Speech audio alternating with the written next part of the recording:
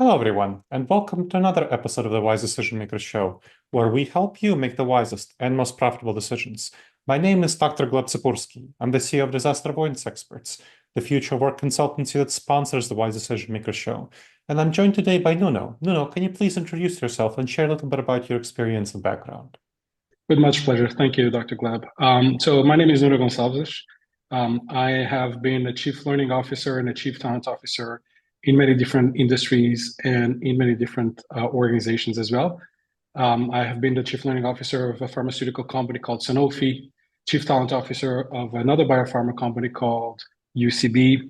I then joined Mars, an iconic brand in the world, leading their strategic capabilities and the strategy for their corporate university, and more recently with Nike, where I was their VP of talent management and executive development.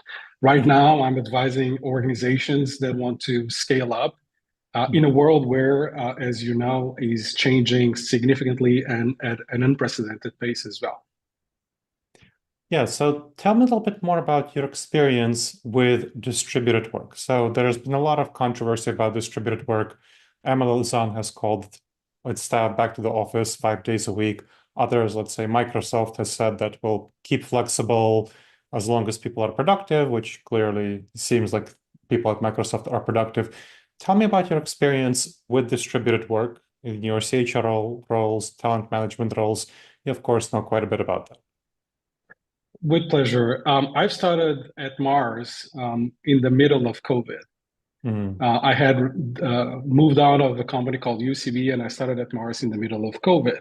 Mhm. For a role that typically would be a role in Washington, D.C., but Mars agreed that given the right person, with the right skills, the right Mhm. profile, that they would accept that I would stay in my home country in Portugal, which was the Mhm. case. Now, 2 years later, and that was already agreed at that time, they've asked me to join and to come to DC. Mhm. I needed and wanted also to learn more from the history, the brand, the people, and have more face-to-face relationships, which I did. That was 1 year out of the 3 years that I was at Mars. My performance, my productivity wasn't lower when I was in Portugal than when I was in the US. Mhm. I delivered the same things. I've delivered perhaps even more than when I was in the US. Mhm. I then transitioned to Nike. Nike has, and when I started at Nike, Nike was in a hybrid model of 3 days at work and 2 days at home, which then, given all the results, given all the pressures, it went to 4 days in the office, 1 day at home. So my experience has been varied, where with companies that have more acceptance with distributed workforce, in companies that are evolving as they learn. And I believe, and there are some studies right now coming out from Stanford as well, saying that the pressure on results push to for CEOs to actually come back to office and to change and adjust their policy for more days in the office than anything else. The interesting thing is that it doesn't seem, given some of that research in Stanford, that this is actually giving or having a positive effect on their Mhm. results. So there's a perception. The reality doesn't seem to follow the perception in any case. Yeah, it's definitely been the case that research has shown that having forced return to office mandates doesn't really seem to increase productivity and in turn, it causes disengagement and harms retention. So that's kind of what the research is showing. It's kind of interesting that a lot of leaders are pushing people back to the office. Now, from your experience, why do you think you've worked at Nike? They've changed from 3-2 to 4-1. Have you seen that happen? Why are leaders actually pushing for their staff to spend more time in the office, despite the research, the evidence showing that that might not be a good idea from a company perspective of productivity, from a company perspective of employee retention, employee morale, engagement? What do you think? I was in two very different environments from a financial and business perspective. Mars is a company that is very, very well from a financial business perspective. Had just made an acquisition of over $30 billion this year, Mm. but a company that has more than 100 years of history. The Mhm. reality is that the 100 years of history has been very successful and with a model that typically we have a tendency to replicate. When we're Mm. successful, we replicate a model and a recipe one way or the other. And the Mhm. reality is that at Mars, given the culture, the setup of the organization, it continues to prosper. Now, would it prosper more with more of a distributed workforce or not? I don't know. But the reality is that it seems to be a good fit for that organization so far. Mhm. Now, if we go to Nike, um, studies show and human psychology shows that when you're feeling pressure, you go back to your default, to what Mhm. you know. And there is a perception, maybe on people that have more seniority and more years of experience, which typically are those that are also in leadership and CEOs and leadership teams, that performance equal to face time. Mhm. And I believe we need to disprove that. We need to be Mhm. able to show the evidence, and it may take a generation or two to be Mm. able to do that. From my perspective, the study that I was telling you about from the Professor Nick Bloom at Mhm. Stanford, it was very interesting. Early indication says that return to office has no impact on future profit or stock returns. Return to office are more likely after poor historic profits and stock returns, which was the case with Nike. Nike had a huge pressure from a financial perspective, and Mm. therefore it increased more the pressure to come to the office. Are more likely in companies with older male CEOs, Mhm. are more likely for companies in large cities with cheap office space. Makes sense. It leads to your point to exit of employees, likely. Interestingly enough, particularly with some more tenured employees that maybe have more conditions to find from a financial perspective to have other choices. Mhm. And as you know, it reduces employee sentiment. Now, his conclusions is that it's collectively this appears to be a mix of, it's driven by CEO personal views. Mhm. And the reality is that the majority of the organizations that we have today still have older male CEOs, and therefore Mhm. maybe that's some correlation as well, there as well. Yeah. So there's a lot of reasons why there's a push there. I believe that from a demographic perspective, that we are having CEOs that are seeing it differently. And me Mm. personally, I believe that one, the culture of an organization is one of the most important things that we need to maintain. If it Mhm. fits more of a face to face, okay. But I believe that extending and being open to all the talent throughout the world in the distributed network and access to all that talent is, for most companies, or will be for most companies, the right route to go. Excellent.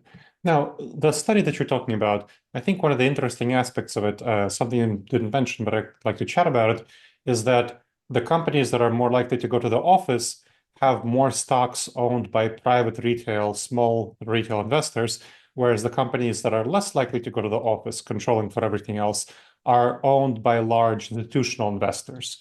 In other words, the stock market of large institutional investors, the studies suggest that they are more sophisticated and they're less likely to believe the claims of the CEO. In other words, they're more likely to go by the data, and they're less likely to believe the claims of the CEO that, hey, the poor market returns that we've been experiencing are due to remote work. And it's easier to convince mom and pop retail investors who are not nearly as sophisticated about these topics. And so, how much of the push to go to the office with these poor financial returns do you think comes from the perceptions that the CEO wants to leave with the broader stock market, especially when most of the stock owners are not sophisticated retail institutions, but small scale mom and pop investors? Correct.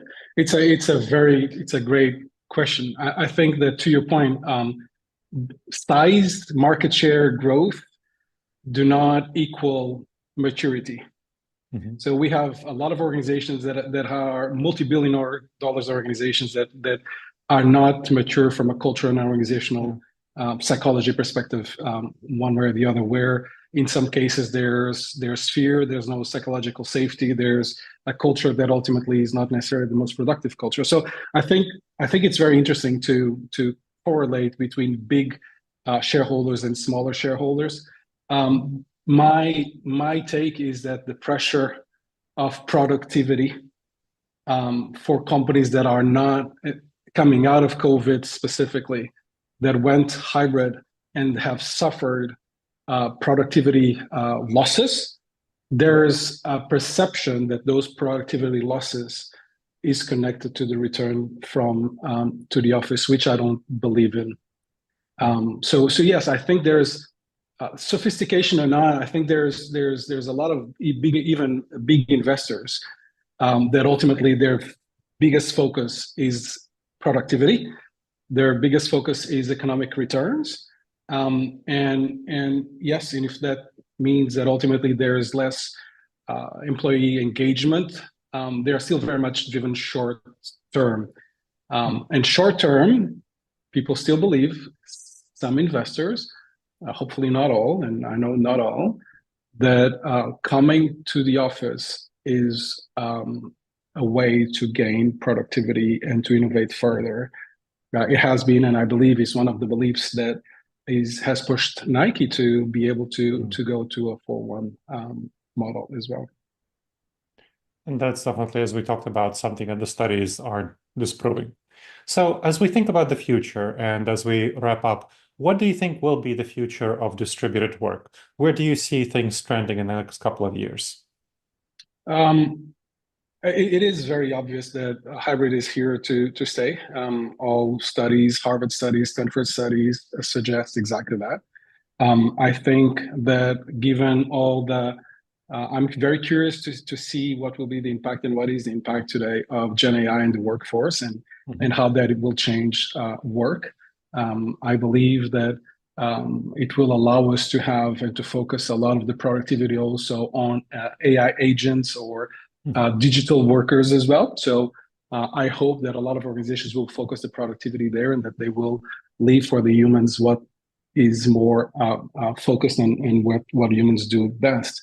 I am hopeful. This might be also a preference, so I might be biased with my own preferences that we go to a model where we have purposeful meetings, where we have purposeful gatherings, where, as Spotify's CEO says, that where companies treat employees as an adult and ultimately empower those adults to make the decisions of when do we need to be face to face and when we don't. So I believe the evidence will be stronger and stronger. It will be harder to dispute as more use cases that we have that distributed workforce, hybrid workforce seems to be the most profitable, the most performing setup as well. I believe it's a win-win for all, for the talent, for the organizations, because ultimately it provides purposeful connections. It's not because you go to the office every day that you will always engage in purposeful connections, but connections for offsites, connections to talk about to align the teams to be able to have to work in team development, to work in team conflict, to work all those things that ultimately are the opportunities to build human behavior, to steer human behavior, to build alignment. Those are the moments where I think teams need to come together. Otherwise, with great leaders, with leaders that empower, with great professionals, with great technology that we have, I don't see a world where we go back to return to the office as many other organizations are going. More and more a world where, as we maybe a generation, to the point that I was making, where we have younger, more diverse CEOs in the chairs, that ultimately we start building different beliefs and making different choices as well. So that's my belief. Excellent. Well, thank you so much for sharing your expertise, Nuno. This was a really helpful discussion. Thank you. Pleasure to be here. And thank you to the audience for checking out another episode of the Wise Decision Maker Show. Please make sure to subscribe wherever you checked out the show and leave a review. It helps others discover the show and helps us improve the show.